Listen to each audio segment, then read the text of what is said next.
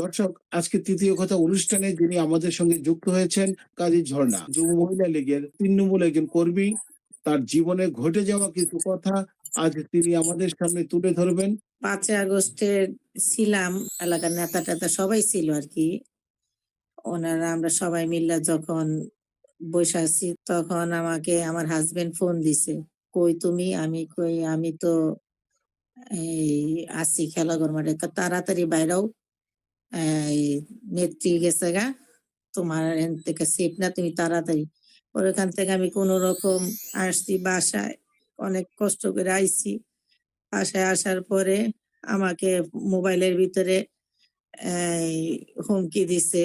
নাম নাই বলি বলছে যে, "আমি জানি তুই কই আছোস। তুই যদি আমাদের সাথে অনে দেখা না করস, আর আমাদেরকে যদি টাকা পয়সা না দেস, তাইলে আমি তোরে ধইরা নিমু। যেখানে থাকস তোরা ওইখান থেকে ধইরা নিমু।"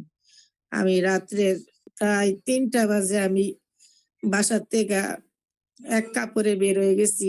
পুরান ঢাকা আমার এক খালাম্মার বাসা আছে। ওইখানে গেছি। যাওয়ার পরে ওনাদের গেট লাগানো। সারারাত আমি গেটের বাইরে বইসা ছিলাম। পরে ফজরের নামাজের টাইমে আমি বাসায় ঢুকছি। ঢোকার পরে যাক ওইখানে অনেকদিন ছিলাম। তারপরে দেয়া শুনি আমার বাসায় খুব হামলা করতেছে। এই মানুষ দলে, দলে আইতেছে। পরে লাইট লুইট নিভাইয়া অন্ধকারে আমার মেয়ে, আমার হাসব্যান্ড সবাই এক রুমের ভিতরে আল্লাহ, আল্লাহ করতেছে জানি বাসার ভিতরে না ঢুকে। খুব গেট বাইরাইতেছে আর যে উপর থেকে ইটা মাইরা, মাইরা আমাদের যে ঠাই গ্লাস গুলা এগুলা ভাঙছে। তখন এগুলা এই 5ই আগস্টের পরে আমি অনেক কষ্ট কইরা আমি ছিলাম।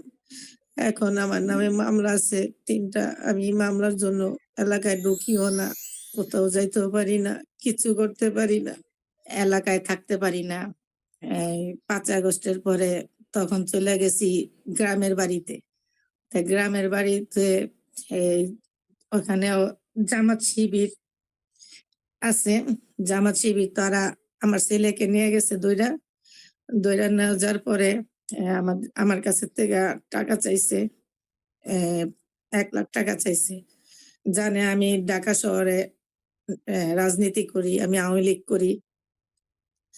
তখন ওইখান থেকে এই আমাদের আত্মীয়স্বজন আছে। উনারা খুব রিকোয়েস্ট কইরা কইরা তখন আমার ছেলেকে আনছে। আমি বলছি যে, "আমি আর গ্রামে আসবো না। আই আপনারা আমার ছেলেকে ছাইড়া দেন।" পরে আমার বলছিল আমার যাওয়ার জন্য। আমার ছেলেরে আটকাইয়া রাইখা তখন আমি যাই নাই। আমার আত্মীয়স্বজন তারা যাইতে দেয় নাই। তখন আমার ছেলেরে পরে উনারাই আনছে। পরে ওদিনকে আমি গ্রামের থেকে আবার ঢাকা আইসা পড়ছি। এর ভিতরে বাসার সামনে থেকেই শুধু আমার ছেলের নামে কোনো মামলা নাই, কিচ্ছু নাই। আমার ছেলেরে আবার অ্যারেস্ট কইরা নিয়ে গেছে। ১০ দিনের সাজা দিচ্ছে। আওয়ামী লীগের ২৫ টা বার্ষিকীর উপলক্ষে আমারে যখন অ্যারেস্ট করতে আইছে, তখন আমার হাসব্যান্ডরে আইসা পাইছে। পাওয়ার পর আমার হাসব্যান্ডরে ওইজন্যই অ্যারেস্ট করছে। আপনার হাসব্যান্ডের নামে কি কোনো মামলা ছিল কিনা? না, আমার হাসব্যান্ডের নামে কোনো মামলা নাই। আমাকে অ্যারেস্ট করতে পারে নাই। আমার হাসব্যান্ডকে অ্যারেস্ট কইরা নিয়ে গেছে। বলছে যে, "তোমার বউরে খবর দাও। তোমার বউরে আসতে বলো, তোমার ছাইড়া দিমু।" পরে কইছে যে, "আমার বউ তো নাই, দেশে গেছে, গ্রামের বাড়িতে গেছে।" পরে হ্যারে লকআপের ভিতরে ঢুকাইছে। তখন আমার হাসব্যান্ড আবার চিল্লায়ে বলতেছে যে, "আমার নামে তো কোনো মামলা নাই। আমার নামে তো কোনো কিচ্ছু নাই। তা আমার কেন অ্যারেস্ট করতেছেন?" তারপরও উনারা কথা শুনে নাই। তারপরে সন্ত্রাসী বিরোধী মামলা দিছে আমার হাসব্যান্ডে। ১০ দিনের রিমান্ড চাইছে। মঞ্জুর করছে হলো ৩ দিনের। ৩ দিনের মঞ্জুর করার পরও আমার হাসব্যান্ডে প্রায় ৫ দিন রিমান্ডে রাখছে। মিন্টু রোড ডিবি অফিস থেকে আমার হাসব্যান্ড আবার আমার নাম্বারে ফোন না দিয়ে আমার মেয়ের নাম্বারে ফোন দিছে। আমার মেয়ে আবার বলতেছে, "কে, কে?" তখন বলতেছে যে, "আমি তোমার আব্বু।" তখন বলছে যে, "আমারে মিন্টু রোড আনছে ডিবির অফিসে, আমার ওষুধ দিয়া যাও। আমার খুবই অবস্থা খারাপ, আমার ওষুধ দিয়া যাও।" তখনই আমার মেয়ে দৌড়ে গেছে। আমার মেয়েটা তখন ছড়িঘরের বাচ্চা। ছোট একটা বাচ্চা নিয়া মাত্র বাচ্চাটা হইছে মাত্র ৫ দিন হইছে। এই ৫ দিনের বাচ্চাটা নিয়া আমার মেয়ে এই ইয়াতে ডিবির অফিসে গেছে। ওইখানে যাওয়ার পরে এই তাদেরকে বলছিল দেখা করার জন্য। তারা দেখাইতে দেয় নাই। বলছে যে, "কিসের ওষুধ কিনবো?" কয়, "আমার শরীর-টরিল ব্যথা, আমার ঘাড় ব্যথা, আমার হাত ব্যথা। তাড়াতাড়ি আমার লাগি ওষুধ আনো।" তখন যাইয়া ঔষধ আনছে।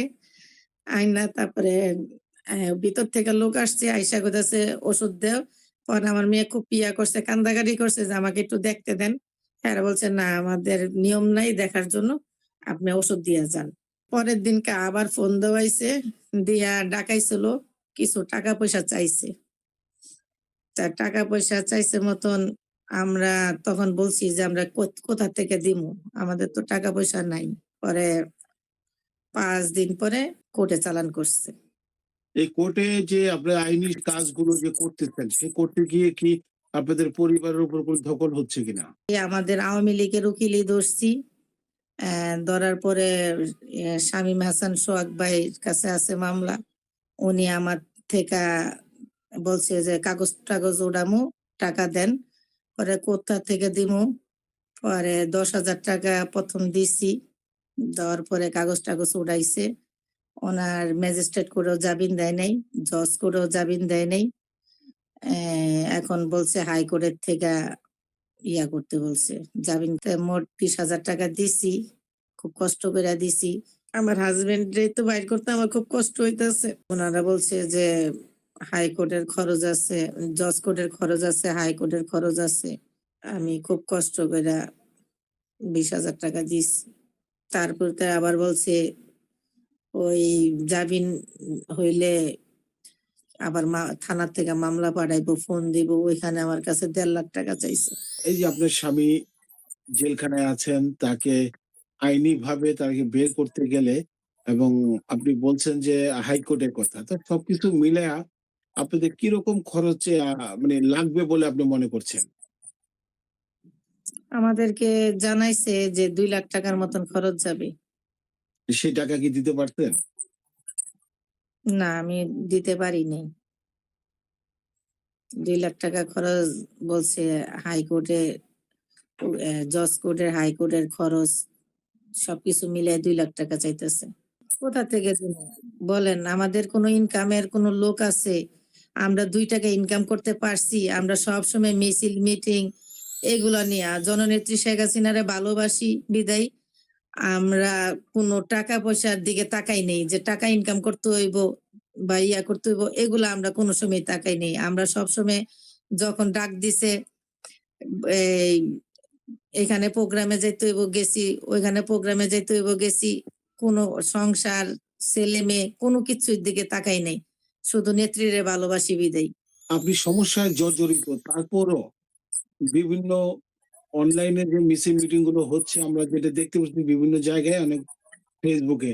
তো তারপরেও তো আপনি সেই ঝুঁকি নিয়ে কিন্তু মিছিল মিটিং গুলো করতেছেন। যে পর্যন্ত আমাদের নেত্রী না আসবে, এই পর্যন্ত আমি যতই কষ্ট আমি চালায়ে যাবো। আমরা একেবারে শেষ পর্যায়ে চলে এসেছি। আপনারা শুনলেন কাজী ঝর্ণা তার জীবনের কিছু ঘটনা এবং আমরা আগামী পর্বের জন্য আবার নতুন কাউকে নিয়ে আসবো এবং দর্শক আপনারা যারা আমাদেরকে ইনবক্সে বলবেন তাকে নিয়ে আসলে ভালো হয়, কার কথা শুনতে চান, সেই মানুষগুলোকে আমরা খুঁজে বের করে নিয়ে আসবো আপনাদের সামনে।